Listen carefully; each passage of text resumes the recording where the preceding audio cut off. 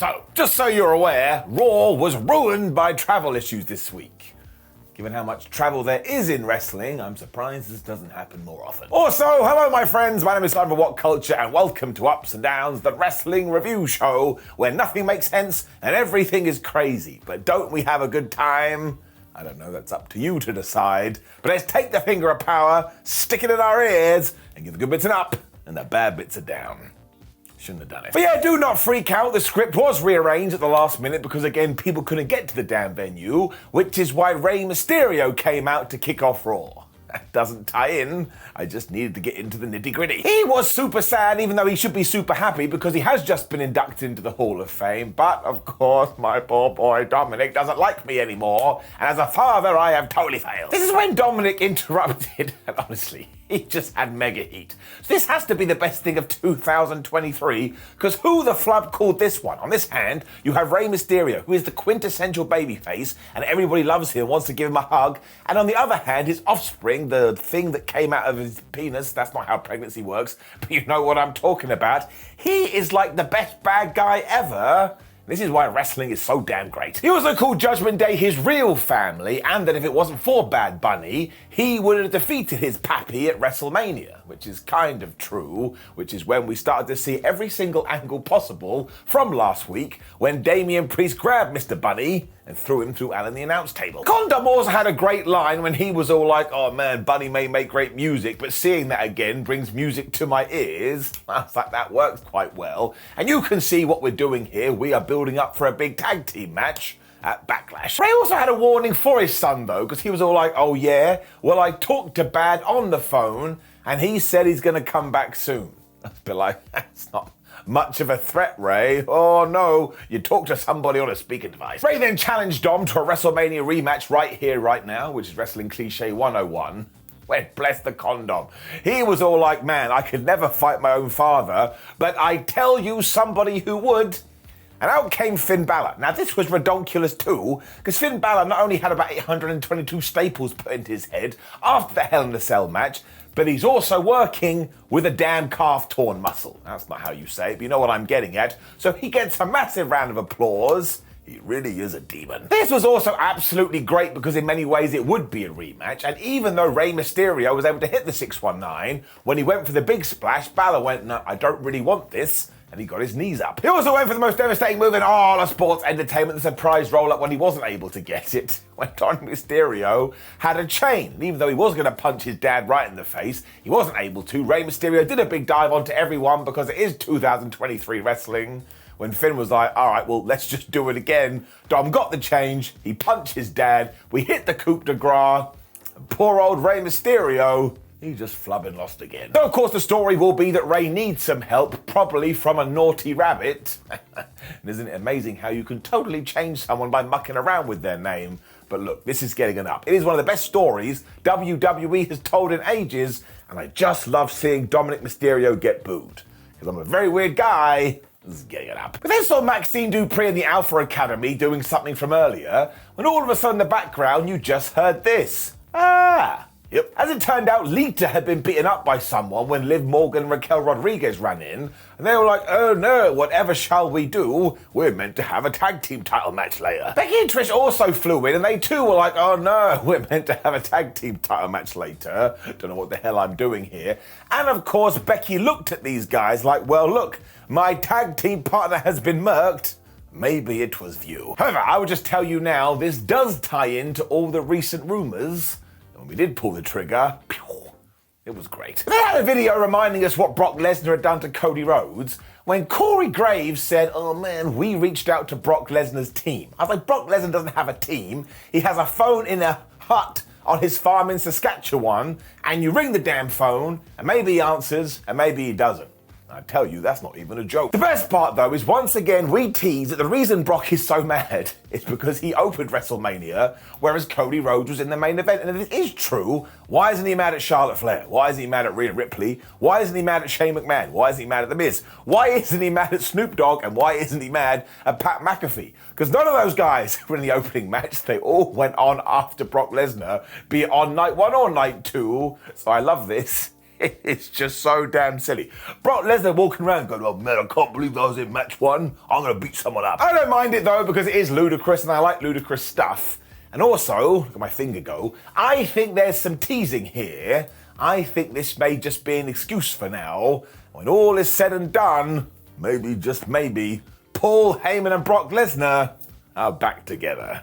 We will wait and see. It was then back to the women's tag team title situation as Becky and Trish were being interviewed, and Becky said, well, Lita has gone to a local medical facility. So even though Vince McMahon was not in the building this night, he still has a say in some things. The point is that we will figure out who was going to do this, although it was blatantly obvious, but it's okay, because this championship match will continue, and Becky Lynch's partner will be Trish Stratus. We then had a quick Seth Rollins video, and that may as well have ended with big letters just saying, we don't know what to do with Seth right now, when it was Becky Lynch and Trish Stratus taking on Raquel Rodriguez and Liv Morgan for the Women's Tag Team Championships. And look, I'll just tell you straight, we do have brand new champions. And now look, I'm even going to get in the hope position. Please, for the love of everything, keep these on TV and do something with them.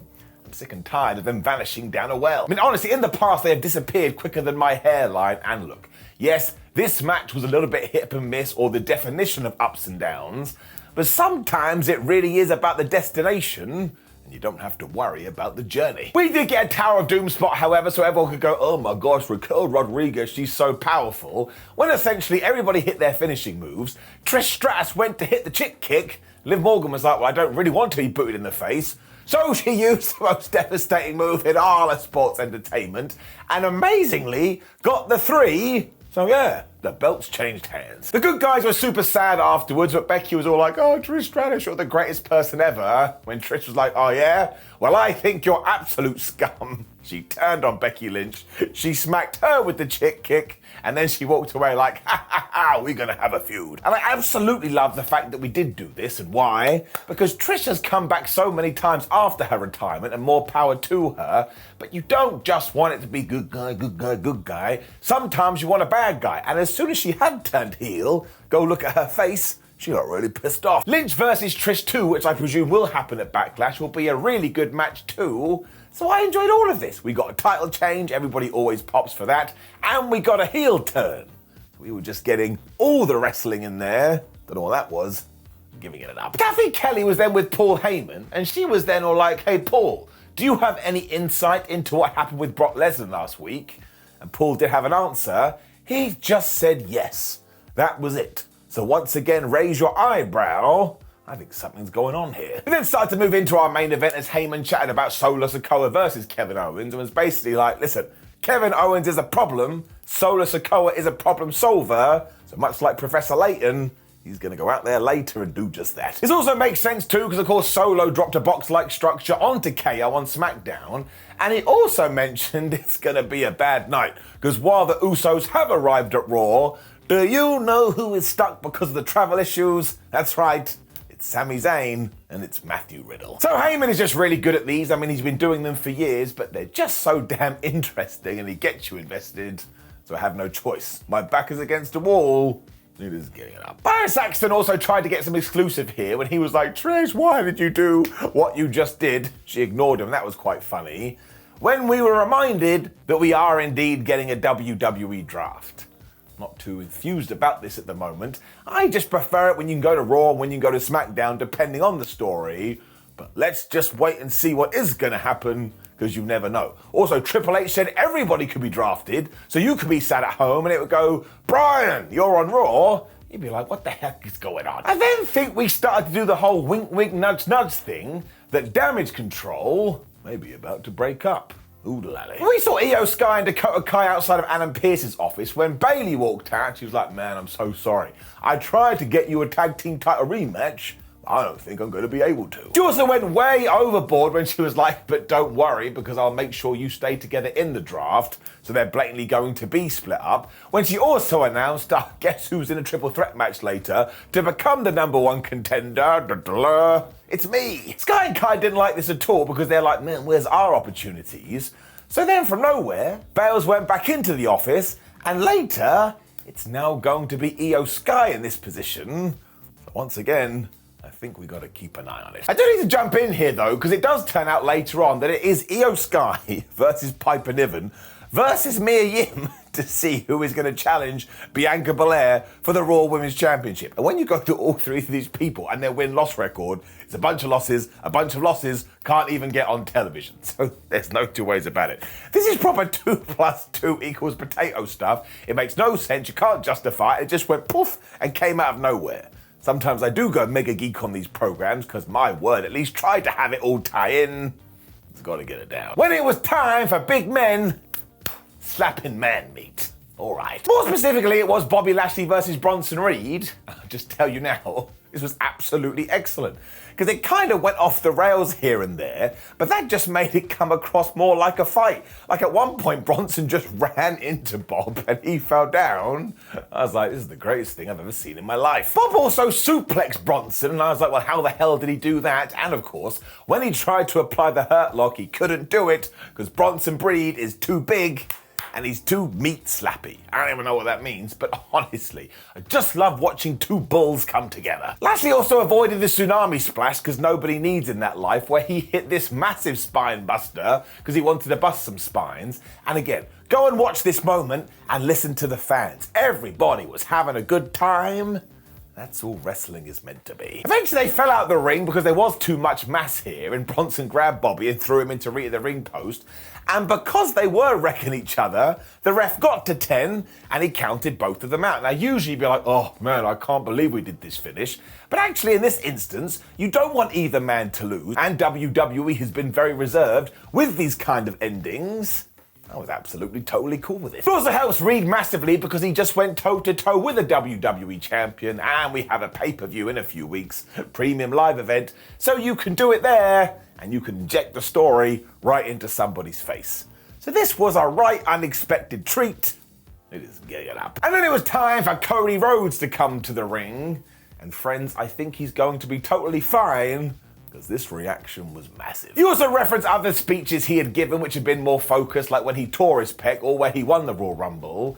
But now he does need to talk about the main event of WrestleMania, and he needs to say sorry, because no, he didn't win. Now, I really don't understand why, once again, we're not hammering home that, oh, by the way, Roman Reigns cheated, because we barely mentioned that at all, but I suppose it's okay, because Cody came across so well here, when he was also like, look, I spoke to my friend Matt recently, and I do believe he was talking about Matt Cardona, and he was all like, man, don't worry about the wins and the losses, just worry about the fact you main evented WrestleMania. He's like, look, Hall of Famers don't have to worry about wins and losses because they've already finished their story, whereas I hadn't. I was like, Cody, isn't that the whole point of your story? That Dusty Rhodes wasn't able to, don't even worry about it. He also talked about the fact that Paul Heyman had told him that if he wants a rematch with Roman Reigns, he's going to have to earn it, but he doesn't because he is it. Well, that didn't make any sense. It was a terrific line. When he talked about the latest wrinkle in the tail, Brock Lesnar, I was like, Codes, did you just call Brock Lesnar a wrinkle? No wonder he wants to beat you up. Cody then indeed talked about lying in the ring at WrestleMania next to that rubber chicken. So he did reference it, internet buddies.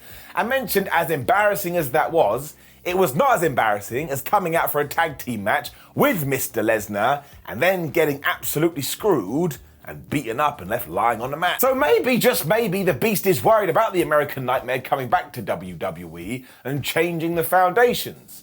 So once again, I was like, no, that's not the reason here, Rhodes. He doesn't like you because you were in the last match and he was in match number 1.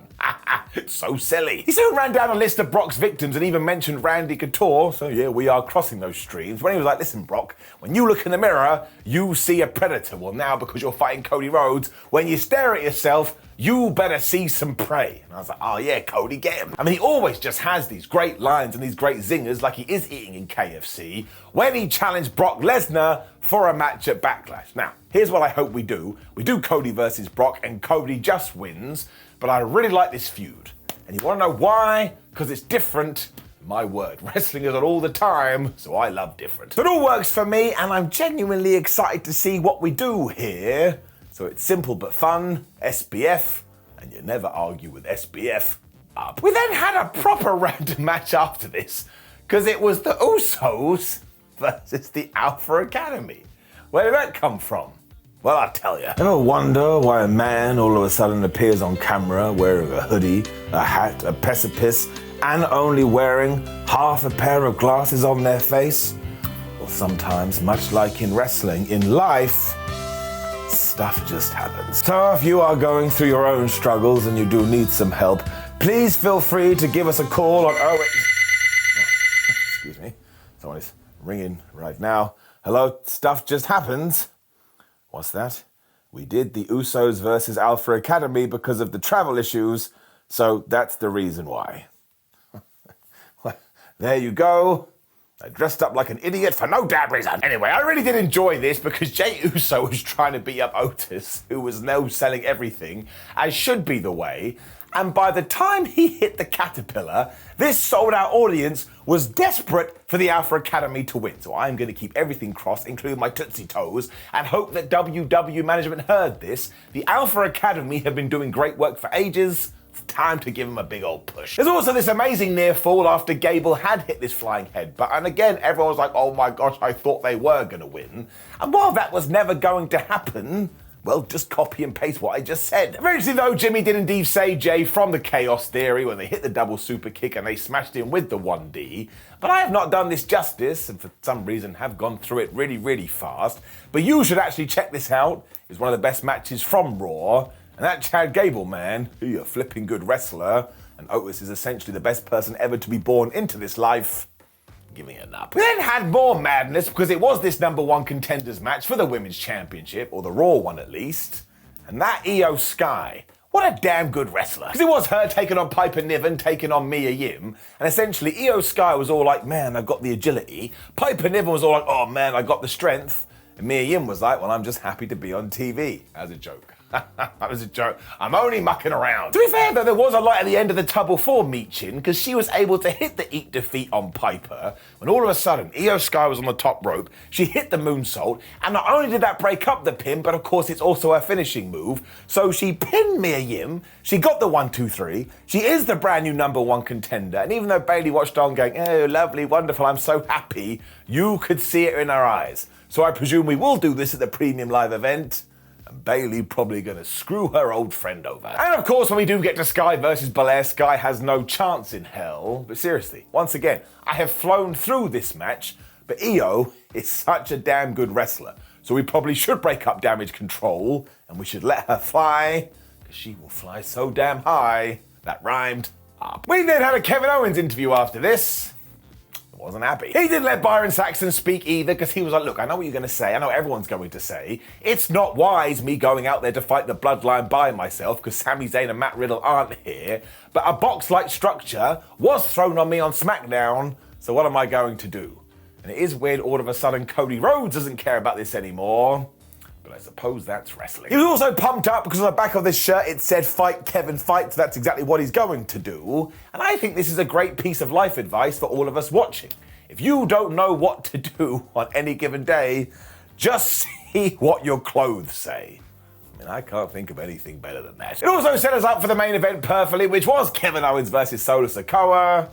Thought it was very, very fun. I would always find it difficult not to enjoy it because of my love for these two gentlemen, but also we did have some story here, because after being beaten up on Friday night, Kevin Owens essentially had a peg leg. We also had the bloodline going full bloodline because the Usos are out here too, and when Kevin Owens tried to hit a cannonball, he couldn't do it, and when Kevin Owens tried to hit the stunner, he couldn't do it, and when Kevin Owens tried to hit a super kick, he couldn't do it. So we were really ramming this home, but it did make you scared and feel worried in your tum-tum. It also allowed Solo to wreck him with a Samoan drop when Jey was trying to interfere, but KO knocked him down and finally was able to hit a senton. But this is when the bloodline just circled the ring. They were like, do you know what we've been doing for the last 2 years? Obviously, we're going to do it again. Because as soon as Owens had hit the pop-up powerbomb, Jimmy was being an asshole. KO didn't know what to do. The referee was all like, I've lost my way. Solo hit the Samoan spike. 1, 2, 3. The bloodline then pounced on Owens and were going to finish him off for good when, of course, who finally made it to the arena and came out to make the save? It was Repo Man and Doink the Clown.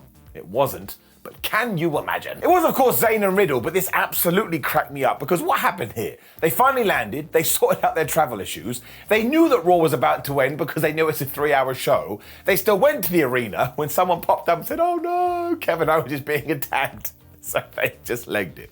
I mean, it was a good moment, but it was also stupid. They also got their music here, so naturally they saved their buddy, and it ended with the Bloodline looking at these three, and these three looking at the Bloodline. So once again, we are just setting up a Backlash match where we will do a 6-man tag.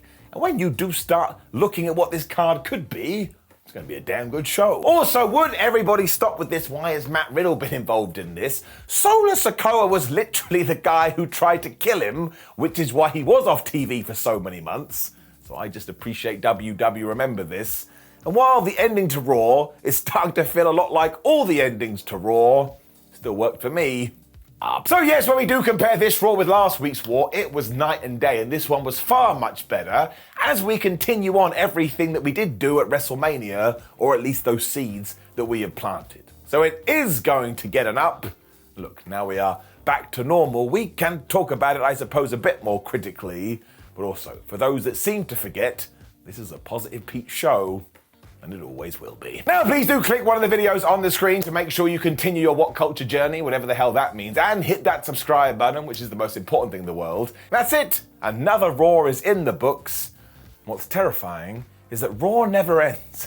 Have you thought about that? One day we could die, and Raw will outlive us all.